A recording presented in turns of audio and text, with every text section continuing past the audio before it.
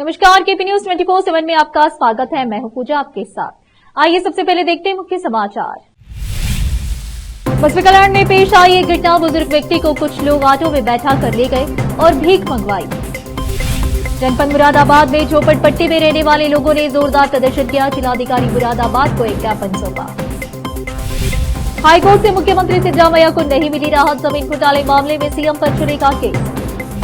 कांग्रेस कन्नड़ विरोधी है। कर्नाटक सरकार द्वारा आंगनबाड़ी शिक्षकों के लिए उर्दू अनिवार्य करने पर भाजपा नेता के सीटी रवि ने कही यह बात। रेणुका स्वामी हत्याकांड मामले में एक्टर दर्शन और पवित्रा की जमानत याचिकाएं स्थगित। 3 अन्य को मिल गई बेल।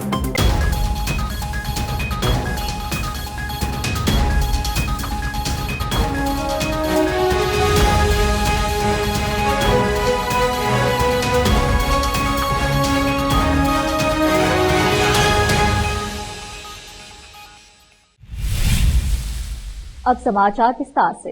बसपा कल्याण में एक घटना पेश आई। 19 सितंबर को घर से निकले 65 साल के बुजुर्ग को कुछ लोग ऑटो में बैठा कर ले गए थे और 23 सितंबर को बसपा कल्याण के बस स्टैंड में ये लोग उस बुजुर्ग के साथ देखे गए।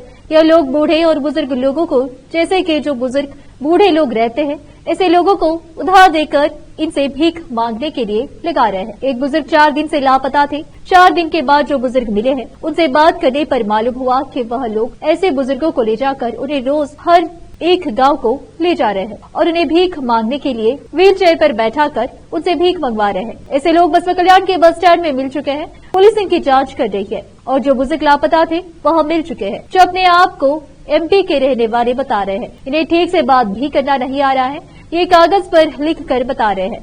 बसपा कल्याण के लोग ऐसे अनजान लोगों पर नजर रखें और अपने बुजुर्गों और बच्चों को बाहर न जाने दें। क्या नाम है चीचा तुम्हारा? इनोस। नूर। इनोस। इनोस। इनोस कहाँ रहते? औसा। औसा। यहाँ कहाँ आए थे? यहाँ बीटी के पास रहते थे। हाँ, तो वहाँ से गए कैसा? तुम कहाँ गए थे? बस स्टैंड पे खाना खाने के वास्ते गया था। हाँ, तो मैं थोड़ा पिए वाला था। हाँ, हाँ, इन्होंने बाद में और किसके हाथ से मंगाया कि पिलाए। हाँ। अंदर दोनों औरतों मिलकर बटाया अंदर। हाँ, चलो हमारे साथ हम खाना खिलाते तो उधर से बिठाते, कुछ काम नहीं लगा तो कुछ। फिर जाने के बाद लगे कैसे वहाँ 12-2-3 बजे गाड़ी पे बिठा वो लंगड़े भीख मांगने लगाते थे। और वो आदमी पीछे था, सोने थैली में पैसे लेना, बोला करना जा। रोज एक गाँव को ले जाते थे? हाँ, रोज एक गाँव को। हाँ, कितने आदमी है नो? 3 आदमी। हाँ।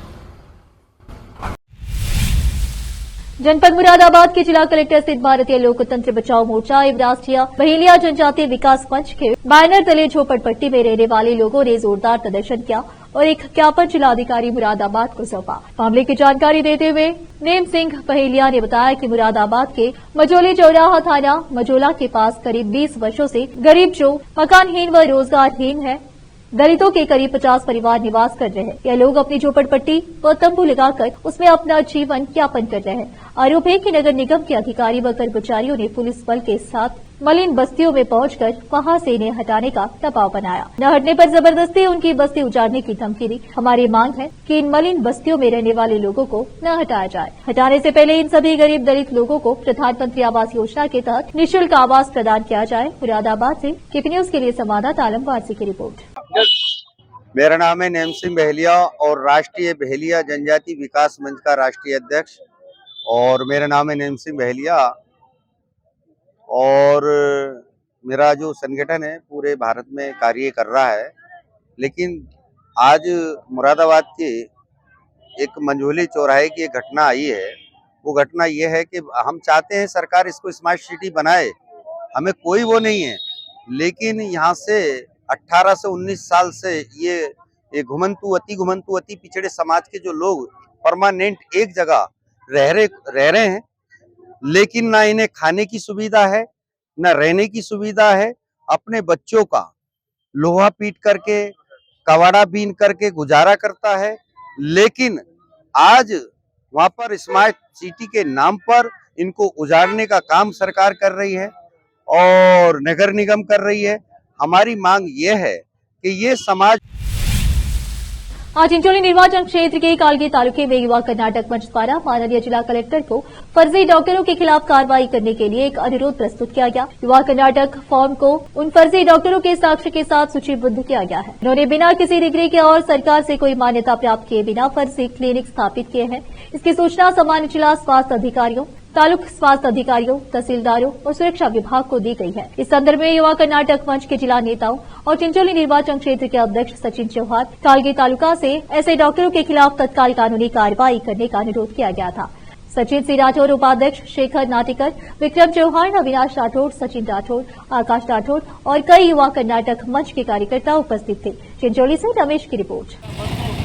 ನಕಲಿ ಕ್ಲಿನಿಕ್ ಹಾಕಿಸಿ ಒಂದು ದಂಧೆ ನಡೆಸುತ್ತಿರುವ ಇಂಥ ಅಕ್ರಮ ವೈದ್ಯರಿಗೆ ಕಡಿವಾಣ ಹಾಕುವಂಥ ಕೆಲಸ ಇವತ್ತು ಯುವ ಕರ್ನಾಟಕ ವೇದಿಕೆ ಮಾಡಬೇಕು ಅನ್ನೋಂಥ ಒಂದು ಆಗ್ರಹವನ್ನು ತಾಲೂಕು ಆಡಳಿತಕ್ಕೆ ಮತ್ತು ಆರಕ್ಷಕ ಆಡಳಿತಕ್ಕೆ ಮತ್ತು ವೈದ್ಯ ಆಡಳಿತಕ್ಕೆ ಇವತ್ತಿನ ದಿನ 15 ದಿನ ಆಯಿತು, ಕಳೆದ 15 ದಿನ ಆಯಿತು।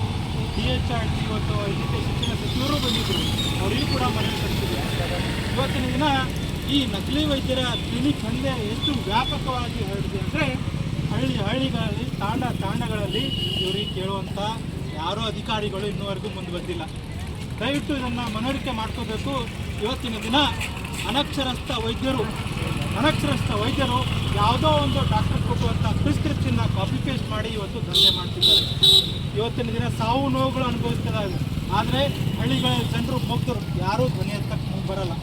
ಇವತ್ತಿನ ದಿನ 15 ದಿನಕ್ಕಿಂತ ಮುಂಚೆ ಇದೇ ಕಾಳಜಿಗೆ ಒಬ್ಬ ನಕಲಿ ವೈದ್ಯ ವೆಂಕಟರೆಡ್ಡಿ ಅವರ ಹೆಸರು ಕೂಡ ಪ್ರಸ್ತಾವನೆ ಮಾಡ್ತೀನಿ। ಅವರು ಕೂಡ ಒಬ್ಬ ಪೇಷಂಟನ್ನು ಟ್ರೀಟ್ಮೆಂಟ್ ಮಾಡಿದ್ರು, BP ಫ್ಲಕ್ಚುಯೇಟ್ ಆಗಿ ಅವ್ರು ಸತ್ತೋಗಿದ್ರು। ಅವರ ವಿರುದ್ಧ ಕೂಡ ಜಿಲ್ಲಾ ವೈದ್ಯಾಧಿಕಾರಿಗಳು ಕೂಡ ಮತ್ತು ನಾವು ಮನವಿಯನ್ನು ಸಲ್ಲಿಸಿದ್ವಿ, ಅವರ ವಿರುದ್ಧ ಕ್ರಮ ಕೈಗೊಳ್ಳಬೇಕಂತ। ಇದೇ ನಿಟ್ಟಿನಲ್ಲಿ ನಮ್ಮ ಜನರಿಗೆ ನಾವು ಮನವರಿಕೆ ಏನು ಮಾಡ್ಕೋಬೇಕಂದ್ರೆ ಇಂಥ ನಕಲಿ ವೈದ್ಯರ ವಿರುದ್ಧ ನಾವು ಅವರ ಕ್ಲಿನಿಕ್ನ ಹೋಗಬಾರ್ದು। ಇವತ್ತಿನ ದಿನ ನಾವು ಏನೇ ಆದರೂ ಹೋದ್ರೆ ಜ್ವರ ಅಂತ ಹೋದ್ರೆ ಪೇನ್ ಕಿಲ್ಲರ್ ಕೊಟ್ಟರು ಮನೆಗೆ ಕಳಿಸ್ತಾರೆ। ಪೇನ್ ಕಿಲ್ಲರ್ ಇಂಜೆಕ್ಷನ್ ತಾತ್ಪೂರ್ತಿಕವಾಗಿ 2 ಗಂಟೆ ತನಕ ಅಷ್ಟೇ ನಮ್ಗೆ ಆರಾಮಾಗ್ತದೆ।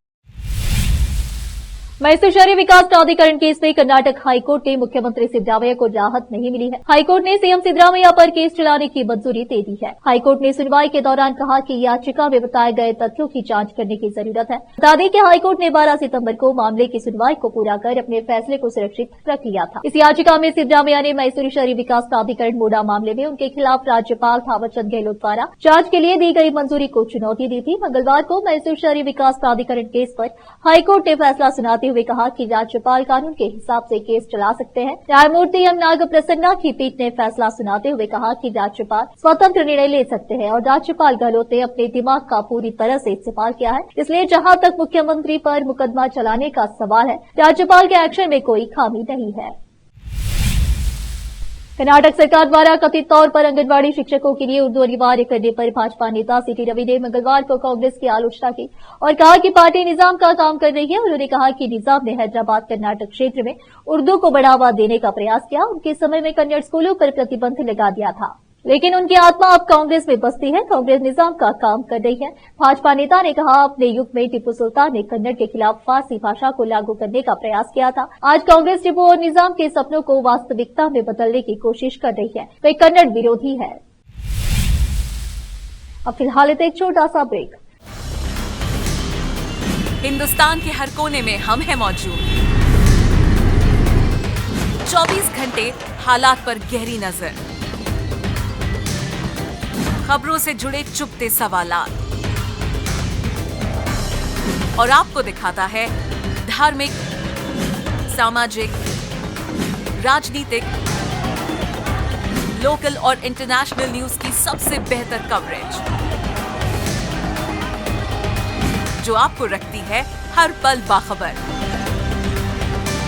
देश और दुनिया भर की खबर के लिए देखते रहें केपी न्यूज 24/7। ब्रेक के बाद आपका स्वागत है। आइए देखते हैं अन्य समाचार।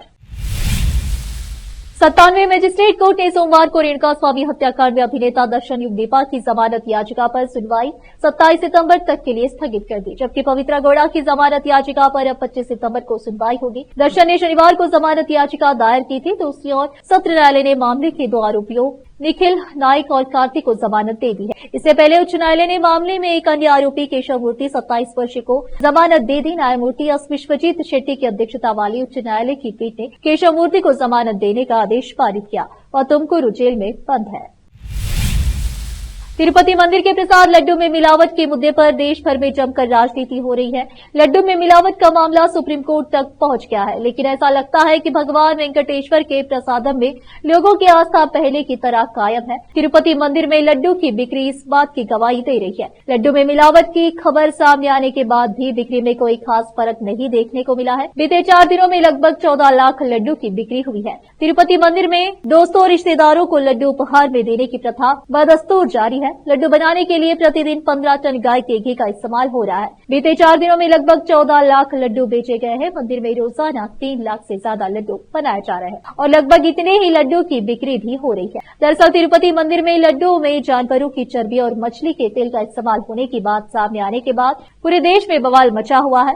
आरोप लगाया जा रहा है कि प्रसाद में मिलावट कर हिंदुओं की आस्था से छेड़छाड़ की गई है। रिपोर्ट में जब इस बात का खुलासा हुआ तो लोग हैरान है कि आखिर ये आग लगी कहां से, कैसे पता चला कि लड्डू में चर्बी वाला घी मिलाया जा रहा है। बेंगलुरु की महिला का एक ऐसा वीडियो सामने आया है जिसे देखकर हर शख्स को गुस्सा आ रहा है। घटना का वीडियो भी सोशल मीडिया पर खूब वायरल हो रहा है, जिसमें महिला पुक्लम फूलों से बनी रंगोली को अपने पैरों तले रौंदती और बिगाड़ते हुए नजर आ रही है। यह फूलों की पारंपरिक रंगोली कुछ मासूम बच्चों ने बड़ी मेहनत से बनाई थी।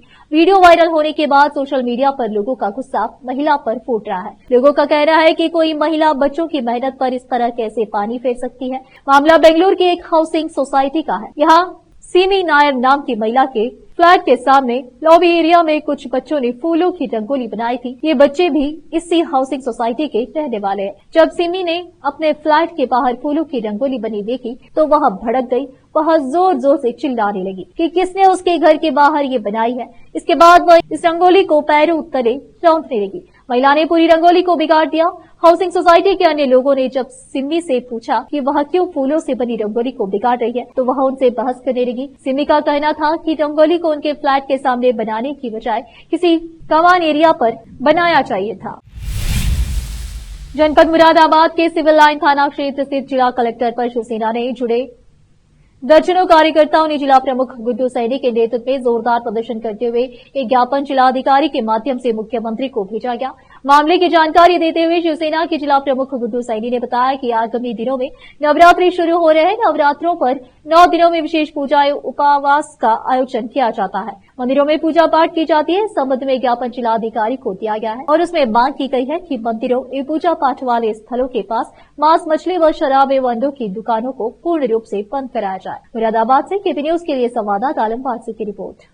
क्या नाम है आपका? गुड्डू सैनी, जिला प्रमुख शिवसेना मुरादाबाद। आज किस संबंध में जिला कलेक्टर में प्रदर्शन किया जा रहा है? आज जो नवरात्र स्टार्ट होने वाले हैं, आरंभ होने वाला है, नवरात्रों में हम मांस, मदिरा एवं मछली की दुकानों को बंद कराने के उपलक्ष्य में आज यहाँ पे माननीय मुख्यमंत्री जी के नाम माननीय जिलाधिकारी महोदय जी को ज्ञापन देंगे। कहाँ पर ये दुकानें जो बंद कराना चाहते हैं? ये पूरे प्रदेश की जो दुकानें हैं 9 दिन तक बंद कराने की मांग करें। अब फिलहाल एक और छोटा सा ब्रेक। हिंदुस्तान के हर कोने में हम हैं मौजूद। 24 घंटे हालात पर गहरी नजर, खबरों से जुड़े चुपते सवालात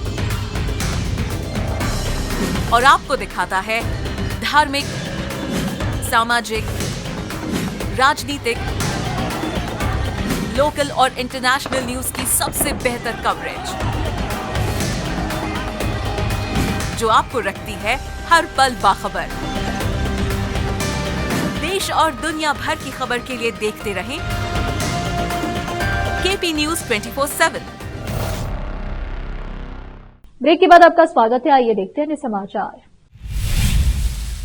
संगारेड्डी जिला के जहीराबाद में भीम आर्मी कार्यालय का उद्घाटन हुआ। राष्ट्रीय अध्यक्ष विनय रतन सिंह ने कार्यालय का उद्घाटन किया। इस मौके पर प्रदेश अध्यक्ष मनम महिंदर और जिला अध्यक्ष बलराम कामले और स्थानीय पार्टी नेता और कार्यकर्ता उपस्थित रहे। जहीराबाद से मोहम्मद नेमतुल्लाह की रिपोर्ट। साथियों, मैं आज कर्नाटक में कार्यक्रम में आया था, हैदराबाद उतरा, हैदराबाद से आया तो साथियों ने कहा हमारे प्रदेश अध्यक्ष जी ने कि भाई हमारे एक ऑफिस का उद्घाटन करना है, तो मैं उस ऑफिस का उद्घाटन करने के लिए आया हूँ। मेरी तेलंगाना में रहने वाले बहुजन साथियों से एक ही अपील है। देखिए, सत्ता की ओर अग्रसर हो जाएं। अगर सत्ता की ओर अग्रसर नहीं होंगे तो वैसे ही मौजूदा सरकारों ने संविधान को बहुत नुकसान दे दिया है। अगर हम अब भी ना खड़े हुए तो ये लोग संविधान को ख़त्म करने के कगार पर ले आएंगे। जैसे देश का हर सरकारी संस्थान प्राइवेट किया जा रहा है, देश में SC ST OBC की जो स्कॉलरशिप है वो पूरी तरीके से ख़त्म कर दी गई है। रिजर्वेशन पर बार बार कुठाराघात हो रहे हैं, प्रहार हो रहे हैं। इसके लिए ज़रूरी है यहाँ का दलित, आदिवासी, पिछड़ा और मुसलमान, यहाँ का बौद्ध, यहाँ का ईसाई, यहाँ का सिख एकजुट होकर खड़ा हो और खड़ा होकर के अपनी सत्ता को स्थापित करने का काम करे, बाबा साहब के सपनों का भारत बनाने का काम करे। शुक्रिया। जय भीम, जय भारत, जय संविधान। साउथ सुपरस्टार महेश बाबू ने हाल ही में अपनी आगामी फिल्म SSMB 29 के लिए अपने लंबे बालों वाले लुक को सार्वजनिक रूप से पेश किया। 23 सितंबर को अभिनेता ने अपनी पत्नी नम्रता शिरोडकर के साथ तेलंगाना के मुख्यमंत्री रेवंत रेड्डी से मुलाकात की। उन्होंने हाल ही में आई बाढ़ से बचे लोगों की मदद के लिए मुख्यमंत्री राहत कोष में 7 लाख रुपए का दान दिया। महेश बाबू के नए लुक ने सभी का ध्यान खींचा। महेश बाबू ने पत्नी नम्रता के साथ अपनी ओर से 50 लाख रुपए दान किए। वहीं अभिनेता ने AMB सिनेमा की ओर से अतिरिक्त 10 लाख रुपए दान किए। कई अभिनेताओं ने, निर्देशकों और कई अन्य लोगों ने आंध्र प्रदेश और तेलंगाना के मुख्यमंत्री राहत कोष में योगदान दिया। महेश बाबू अपनी फिल्मों के लिए अपने लुक में कोई बदलाव नहीं करने के लिए जाने जाते हैं, लेकिन SS राजमौली की SSMB 29 इस मामले में अलग है। अभिनेता अपनी आगामी बड़े बजट की फिल्म SSMB 29 के लिए अपने बाल बढ़ा रहे हैं। हालांकि पहले ऐसी खबरें आई थी कि SS राजमौली ने महेश बाबू को किसी भी सार्वजनिक जगह जाने से बचने के लिए कहा था ताकि फिल्म का लुक सामने न आए। आखिर में एक बार देखते हैं मुख्य समाचार। इतना बुजुर्ग व्यक्ति को कुछ लोग ऑटो में बैठा कर ले गए और भीख मंगवाई। जनपद मुरादाबाद में झोपड़पट्टी में रहने वाले लोगों ने जोरदार प्रदर्शन किया। जिलाधिकारी मुरादाबाद को एक ज्ञापन सौंपा। हाईकोर्ट से मुख्यमंत्री सिद्धरामैया को नहीं मिली राहत। जमीन घोटाले मामले में सीएम पर चुनेगा केस। कांग्रेस कन्नड़ विरोधी है। कर्नाटक सरकार द्वारा आंगनबाड़ी शिक्षकों के लिए उर्दू अनिवार्य करने पर भाजपा नेता के CT रवि ने कही यह बात। रेणुका स्वामी हत्याकांड मामले में एक्टर दर्शन और पवित्रा की जमानत याचिकाएं स्थगित। 3 अन्य को मिल गई बेल।